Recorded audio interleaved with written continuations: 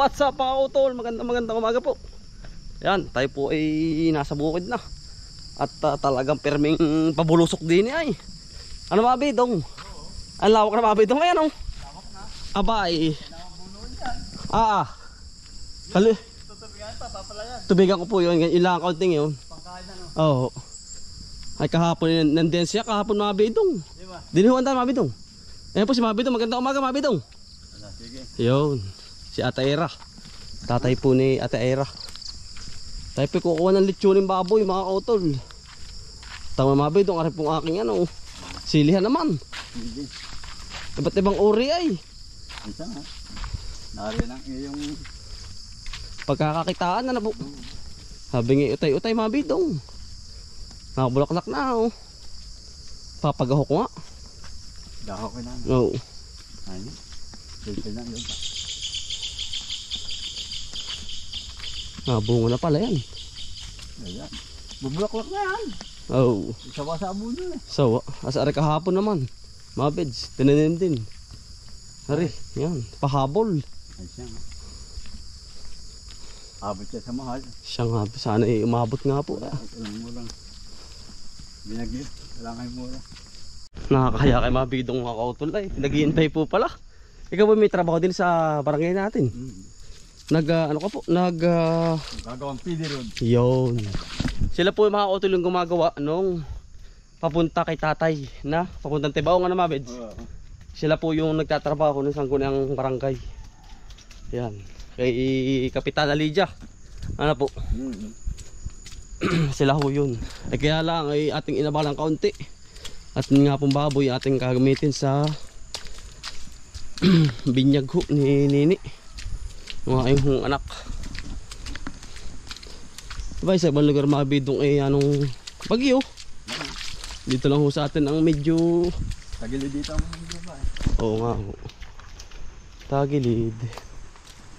Ay nari po yung bahay ni mga bidong. Yan. Ito po mga bidong bahay mo ano po. Yan. Yung po yung kabarangay din namin si mga bidong. Yan. Bay hako na pala ng kapitbahay mga bids ah. Dari na. May pala na pati. May pala na yan. Yan ang bilis ay ano. Papalim na yan. Nadala namin siya lang. Nakita na lang. Nagtalingin. Siya nga. Magkulapis eh. Okay, nagapan. Hindi ka tataas ka din dyan. Magkuha pa ng tubo. Yan tayo palang gawaan mga bidong. Ayan o. Yan ito po yung kay mga bidong na niyugan. Gubata na. Gubat. Pero mga kautol yung kanyang baboy nandito sa gubat. Wala nga naman ano. Anong tawag ito mga bidong? Wala nga naman pong pistis sa mga hayop. Bahay ko mo sa gubatan. Ayan o, bahay kubo po sa gubatan. Ayan. Yan. Isa. Yan po yung magaling si Mabido sa dalawa. Ayun pa oh. Kaya lang hindi mo rin po magampanan ano. Ang dami din pong gawa. Gubatan. Gubat na eh oh. History na lang. Bakit di ka nakakabagat ng armoranin? Nalayo ang almoran sa akin. Gubat nga pala Mabidong itong iyo. Kita mo yung aking ko. Ano tayo ano? Siya nga. Ililipat ko doon. Kaya diyabe ako nang magiba. Alilipat mo na lang po yan. Yung balbat ko. Yan, ano po yung baboy yan din eh. Yan po ang baboy ni Mabidong gagamit sa panlitsyon. Ay ayos na ayos nga yan Mabidong. Alay ko ano mo? Ari, malaki. Ari-ari Mabidong. Yung pentaro. Oo. Ala. May ilang kilo ka ho yan. May 50 na yun. Ano kaya? Yan, ano po. Litsunin. Yan Mabidong. Yung isang yan malaki-laki po ang akin. Ari. Oo. Ayos na tama. May ilang kilo kaya yan? Ha? May ilang kilo ho kaya? Wala ko lang kaya. Batay sa kitang mo. Yan. Dari 50. Yan po. Yan po ay mistisuhin. Mga kautol ay ano. Yung baboy na yan ay quality. Ang kain ay gulay. Ay, hindi po puro-puro na. Oo. Yan May o. mistation ha. Ang tatay na puro eh. Ang tatay na mistation. Maganda Mabidong. Tama tukod oh. Masigla, wala sakit. Oh, alam mo yan. Siya nga mga bidong. Bata nyo, tampaganagal lang. Ayun mga kautol, nagkasundo na ho kami ni Mabi doon sa yung pong isa. Ayos na ho yun. At 50 kilos mga kautol, kasi kapag ikaw ay ano po, napataas na 70-80, para po bang Hilaw. nahihilaw ho ang loob mga kautol. Kaya yun na lang. Kaya natin timbangin mga Mabi doon. Pagkukunin mo lang. Magbasa mo kukunin mamaya. Huwag. Aba, sa'yo yun. Hindi ka mag-aalaga pa muna. Kailan ba? Sa 17 pa rin? Sa 17 pa ho. Medyo matagal-tagal pero hindi napapayat yun. Sa bubong mayas ka din pakaano may pig. Siya nga Mabi doon. May pig na may halong palyat lang, konting palyat. Siya nga. Yun mga kautol ang maganda sa baboy dito. Ang taba niya kaunti lang mga kautol. Ano Mabi doon? Oo, Kasi ang pakain niya gulay. Tapos wala man turok yan na Mabi doon. bay wala. Wala hong turok mga kautol. Turukan yun. Hindi katulad nung mga Mga nasa farm. yan. Mas maganda yun mga kautol. Kaya ako naghahanap-hanap din ng baboy na lilitsunin talaga mga kautol. Balin lawak na rin mga mabidong aring yung lupang are ano. May hektarya po are. Apat yun. 4 hektarya. Pagkabi yan. Dun, lawak. Tira mo pa yung pathway, yan oh. Palipat ay tubig yun. Yan oh. Palipat ay tubig. Aray. Ayan oh. Ito po naman yun. Yan. Ito yun, kanyang lupa. Kung natatandaan nyo mga kautol, yung Dumakaa, ito po yung taas noon. Yung pinaliliguan na may bukal ho. Na nakikita ko sa video. Ito po yun, taas po nito, ito yun no. Yan, sa baba nito. Yan. Yan ang mga bidong yan, ano po? Oo, nakikita. Pare, nakuha na ano ko na yung baboy na kukunin natin sa Makalwa. Makala. Oo, para diretso na tayo dun sa dito natin lalagay na.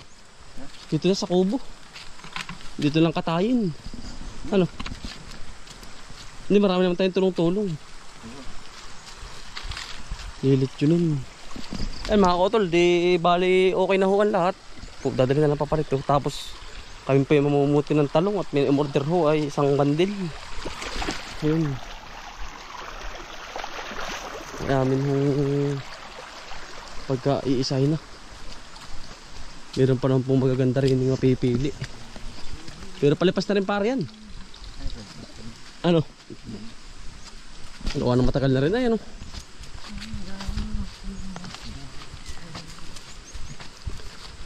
Dapat na taniman na rin ay. Yung ganda rin hawa na. Ay, meron na pala. Gaganda na pala pare yan oh. Lalaki po yan oh. Itong po ang talong dito. Nung naka-uskad naman. Pare? Ano yun? Dini ano? Biwas. Ganda ng pagkakaano ng talong mga kautol oh. Talagang quality. Ayan oh.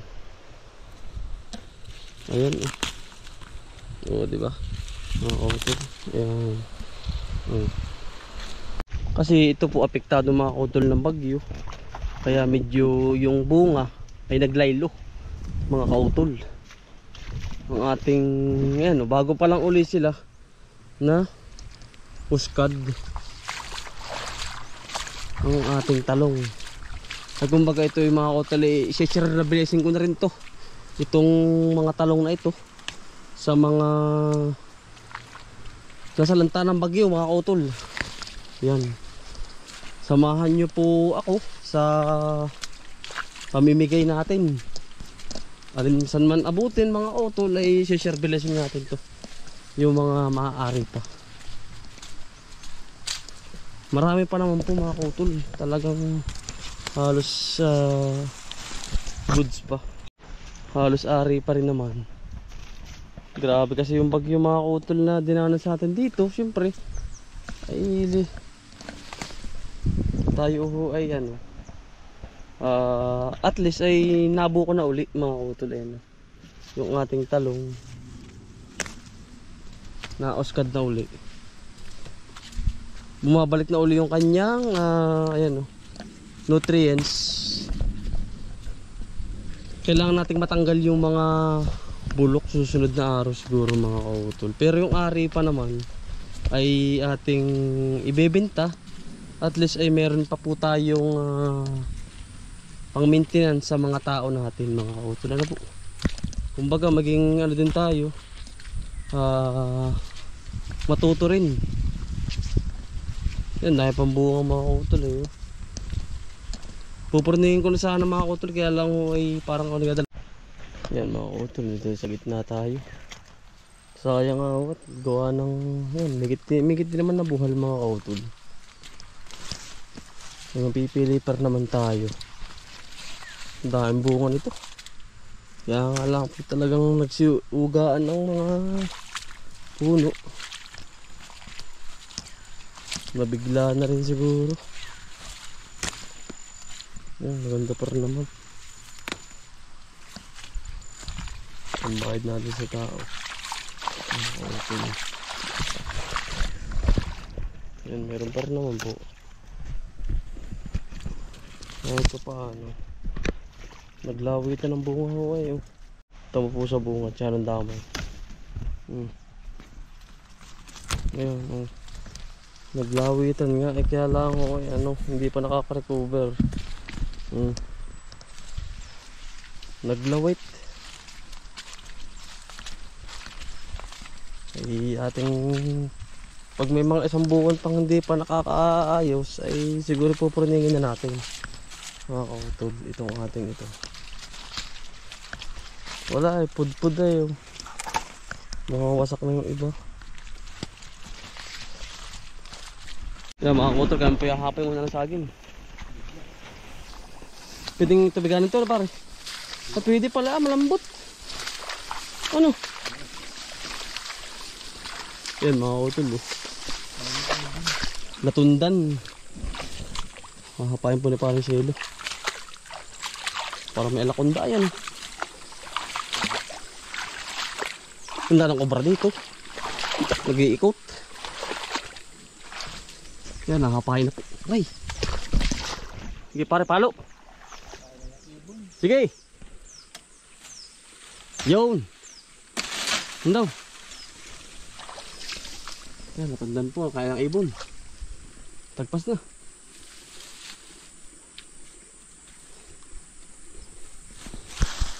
Yan po yung nakuha natin mga kautol. Naka 12 kilos pa tayo pang sa tao mga kautol, pang bayad natin. Paano mga kautol, maraming salamat po sa pagsama. Sipag ng Patsaga, Buhay Probinsya. Bye. Salamat po mga kautol.